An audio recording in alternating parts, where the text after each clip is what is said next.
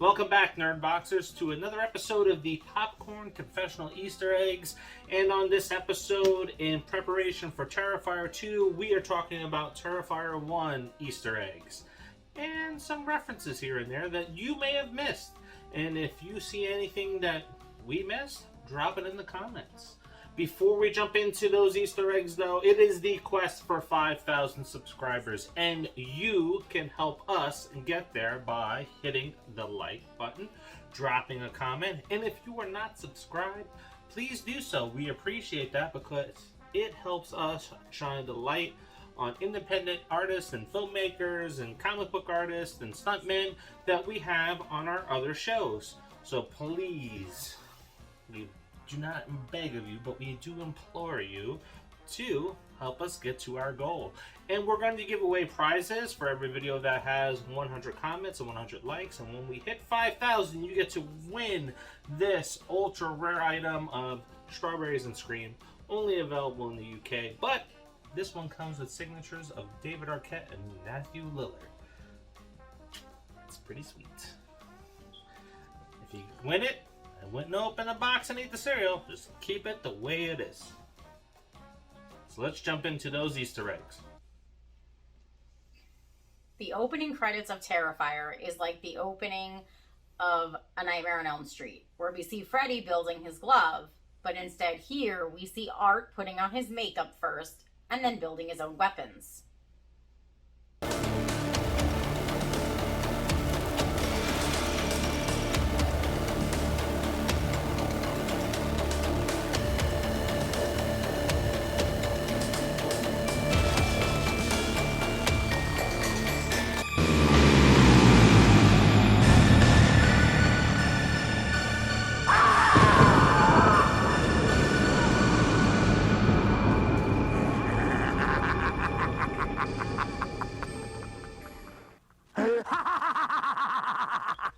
Actress Kate McGuire returns to the franchise playing Monica, a tabloid TV news journalist. Katie played Sarah in All Hallows Eve. Sarah is sitting at a vanity talking on the phone with her boyfriend after having just talked to a victim of Art the Clown who claims that he is dead. To the right of her, hanging on the wall, is a sign with the saying, "The end is just a new beginning." Little did we know that going into this movie for the first time, that the end of the film was really the beginning of it. That may be my favorite Easter egg in the entire film, is that sign itself. Because when I discovered it, I was like, oh, wow. Yeah, I like that one. Mm-hmm. And the only way you're going to know about that one is when you watch the film. And then if you go back and rewatch it, then you pick up on it, it's like, oh, I see what Damien did there. Clever guy.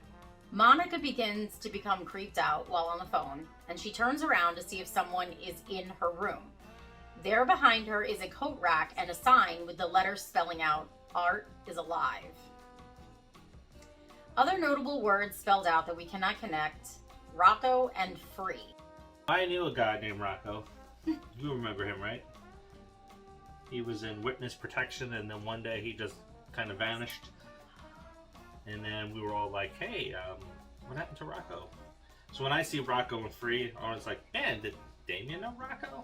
Probably not, because his name was probably changed. I thought his name was Rocky. No, it was Rocco. Oh, okay. But yeah, so Rocco, Free, maybe it's connected to something. If you know, leave it in the comments. And then there's always the thing that Monica says on the phone to her boyfriend, which is Monica's House of Horrors. I couldn't find anything related with that one, so if you see something or you know something like that, just drop it in the comments so we know. Later in the film, after Tara and Dawn had encountered Art on the street, they're sitting down at Andy's Deer Hills Pizzeria so that they can sober up. This is an actual pizzeria in Staten Island. Yes, not an Easter egg, but a reference. Also, cool little fact about this scene here, you'll see a pumpkin that is CGI'd into the scene. It looks pretty damn real. Yeah, I had no idea until he told me, because it just looked like a pumpkin sitting on a counter. Now, I will tell you this, there is a little goof on it because the pumpkin's there, then it's not there. So, I guess that's how you can tell. Yeah, I guess so. But again, that wouldn't tip me off because how many times does it happen in movies where like True. the girl's got her hair pulled up and then it's down and then it's back up, or it happens a lot, right, guys? We all know this in any film. They have a watch on, then it's off. Then it happens all the time. So it really wouldn't have tipped me off. That's a damn good CGI pumpkin, I'll tell you that. Yeah, just looked like a pumpkin to me. I don't know. Dawn is joking around with Tara about some random guy she met at a party. And Tara says to Dawn at one point, I told him I would. What? I'm kidding. I have a little more self-respect than that. If you only had a brain. Oh, we're on the phone. Gotcha. I've been wanting to use that one all night. Congratulations. this is a reference to The Wizard of Oz because Dawn is dressed like a scarecrow. If I only had a brain. Dawn's costume is also a nod to All Hallows Eve, where the first story shows a drunk girl in a scarecrow costume playfully pulling along a man behind her on a rope into the waiting area for a train. Now I kind of feel like Tara's costume is a reference to Karate Kid. Can't confirm it, can't deny it, but that's what jumps out at me when I see the Scarecrow. We get the Wizard of Oz reference, and then we see her costume. It's like, Damien's around our age, so I'm sure he probably watched Karate Kid. It was a big thing back then. Mm-hmm. So, yeah, maybe. What do you think? Sense. Yeah, what do you think? Now, after they leave the pizzeria and are waiting for a ride from Tara's sister due to a flat tire to Dawn's car, Tara leaves Dawn in the car to go to the bathroom in a nearby building. Dawn turns on the radio and there is an ad for Craven's Halloween Superstore. Craven's Halloween Superstore, the brand new Halloween Superstore with over 10,000 square feet of costumes, accessories, and decorations. This is obviously a nod to Wes Craven, which the film is dedicated to him and to other directors. Later on in the film, when Dawn hears a news bulletin on the radio about 2 murders at the pizzeria they were just at, an unplanned ambulance passes by with the sirens going. Talk about timing. Yeah, perfect timing. And she played into it very well, so I'm glad that happened and it kept in the scene, so it was perfect. Inside the building, while Tara is exploring, she hears a cat growling. The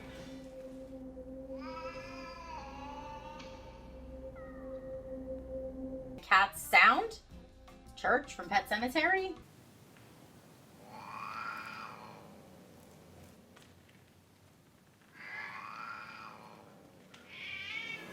Oh yeah. When we recently rewatched it, it really stood out. And it's like, that sounds like church. And I went and played back church. It's like, yep.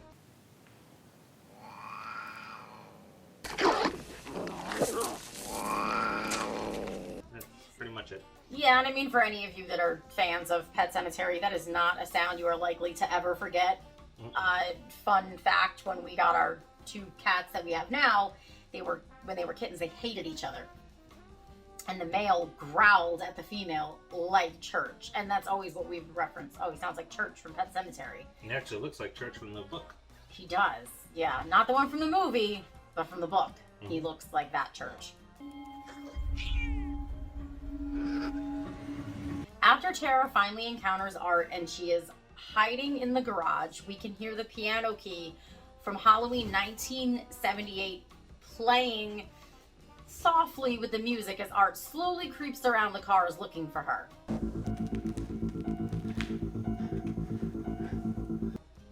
Art then scrapes his scalpel against the window of one of the cars, which makes a sound that is very reminiscent of Freddy Krueger's finger knives scraping along the pipes of the boiler room when he is stalking a victim.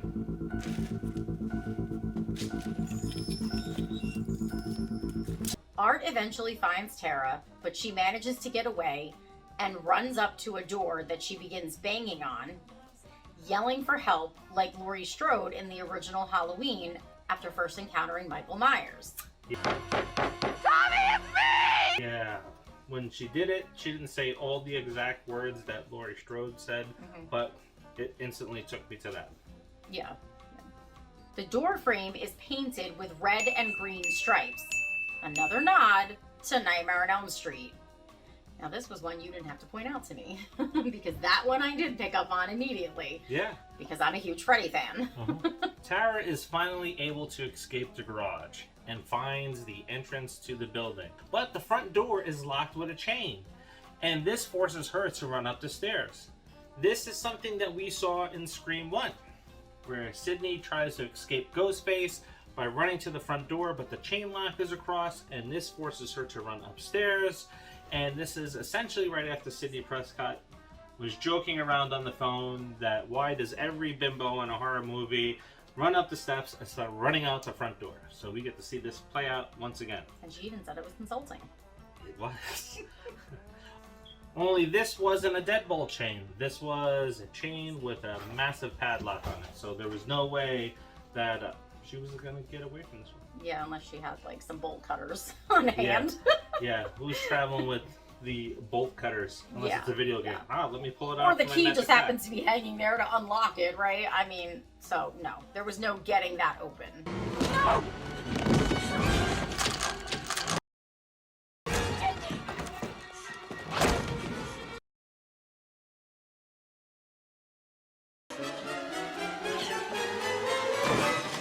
Now, while you may think that this is a stretch for a Scream Easter egg, Tara runs upstairs to a dark room where she picks up a phone that obviously is not connected, and she holds it up to her face and looks to the side like we saw Sidney do in Scream 1, only it was done in the reverse order. Right? You've seen Sidney hold the phone up to her face before getting attacked by Ghostface. Now, the next one we have is Art eventually captures Dawn and kills her in front of a bound Tara, who eventually manages to get away again. Art's not doing a good job. Keeps letting Tara get away. It's probably those big clown shoes, right? Yeah. Just makes him clumsy. I guess so. During the fight with Art, Tara finds a Lampson knife and stabs him in the back. Now, this is the type of knife that was used by Michael Myers in the original Halloween. How do you know it's a Lampson? Or how do I know it's a Lampson? Because I had one recreated to have signed by the original cast from Halloween. Yes. And that is a pretty big damn blade, just like in this film. Yes, and our recreation was so awesome that Nick Castle took a picture of it and sent it to John Carpenter. Victoria, Tara's sister, finally arrives at the building. Unfortunately, it is too late. As she looks around inside for her sister, she comes across a door that says Sales and Art. Another cleverly placed name drop for Art. This probably should have said Sales and Parts. Instead, it says Sales and Art. Yeah, because you can tell that there was a letter before Art, and you can sort of see the part of the S after it, but it's very, like, scraped away. So, yeah, it probably did say Sales and Parts, but... Yeah, I wonder if Damien CGI'd that out or CGI'd it in. Or maybe it was actually like that and he just took advantage.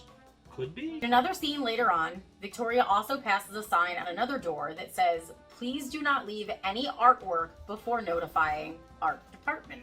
Yeah, I thought this was pretty weird of a sign in there. We actually spent some time trying to decipher it because it was some shadows in there, so a lot of one frame movements. But yeah, that's what it says. So now we've reached the end of the film. Oh, come on, guys, you're killing me. And in the morgue, we see the doctor wearing a lab coat with Victory Internal Medicine. This is another actual place in Staten Island. Yes, so there you have it. I believe this is the first ever Easter egg and reference video that is out there for Terrifier. So if we missed something, let us know by dropping those into the comments below. And if somebody wants to, go ahead and add it to IMDb, because these are all actual ones that are in there. So I thought it was pretty neat to see that in there. Mm-hmm. And I'm looking forward to getting Screambox for 1 month and watching Terrifier 2 probably 4 or 5 days in a row, so I make sure that I capture any Easter eggs that are in there so we can drop you another one real soon. Yeah, because unfortunately it's not one of those movies where we can just go back to the theater and see it numerous times. Because of it being a smaller budget film, it's not going to last long in the theater. They'll pull it after a week. And now it is out there 3 days. We could go see Yeah. it, but there are some things that we got to take care of outside of here, so that's going to prevent us from watching it in the theaters. Mm-hmm. Now, remember, quest for 5,000 subscribers, so please like this video, drop a comment, subscribe if you're not already subscribed so you get a chance to win this box of cereal, and tune in for Halloween 2018 Easter eggs. And after that, you will be getting Behind the Mask. Finally, it is written, it is recorded, and you will get it. So don't forget to Like, subscribe, and share. And until the next, see See ya. ya.